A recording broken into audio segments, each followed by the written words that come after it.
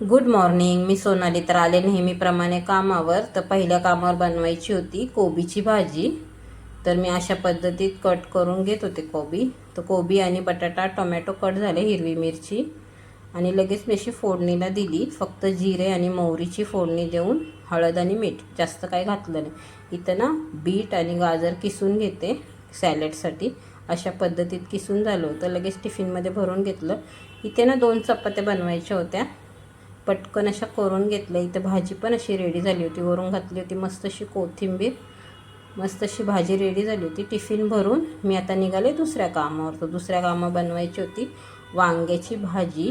तर त्याच्यासाठी ना मी अशी लांब लांब वांगे कट करून घेतले होते. ते पाण्यात भिजवून ठेवले.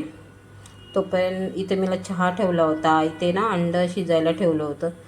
वांग्याच्या भाजीसाठी ना असं कांदा टोमॅटो चिरून लगेच भाजी अशी फोडणीला दिली. आणि इथं मला बनवायची होती, इथे पण कोबीची भाजी बनवायची होती.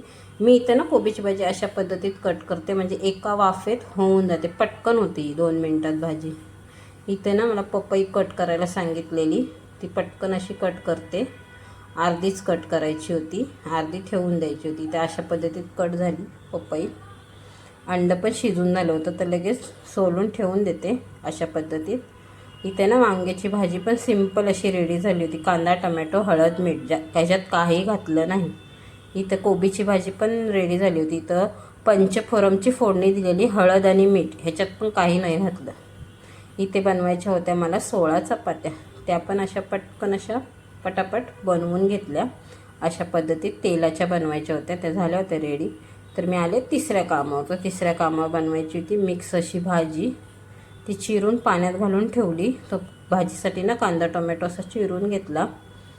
लगेच तिला पण फोडणी देऊन बाकीच्या कामाला सुरुवात केली. तर कालच्या व्हिडिओला भरभरून प्रेम दिल्याबद्दल तुमचं मनापासून आभार. मी अशा तुम्हाला ना मध्ये मध्ये रेसिप्या दाखवत जाईन. सगळ्या बोलतात ताई रेसिपी दाखवा, रेसिपी दाखवा. तर मध्ये मध्ये असं ह्या 3 मिनटाच्या व्हिडिओमध्ये रेसिपी कसं दाखवणं शक्यच होत नाही. इथं बनवायचे होते मला पोहे. तर पोहे पण फोडणीला देऊन इथं बनवायचे होते मशरूम सॉटे करायचे होते. अशा पद्धतीत पोहे पण रेडी झाले होते. जसं जसं मला वेळ भेटेल ना तशी तशी तुमच्याशी मी रेसिपी शेअर करत जाईन. इथं मशरूम सॉटे झाले होते. इथे भाजी पण अशी रेडी झाली होती कलरफुल मस्त अशी. तर मशरूम सॉटे संगे ना 2 ब्रेड असं ना हे गरम करायला सांगितलेले. इथे एक नाचणीची भाकर आणि 7 चपात्या रेडी झाल्या होत्या तुपातल्या मस्त अशा. आता मी निघाले घरी.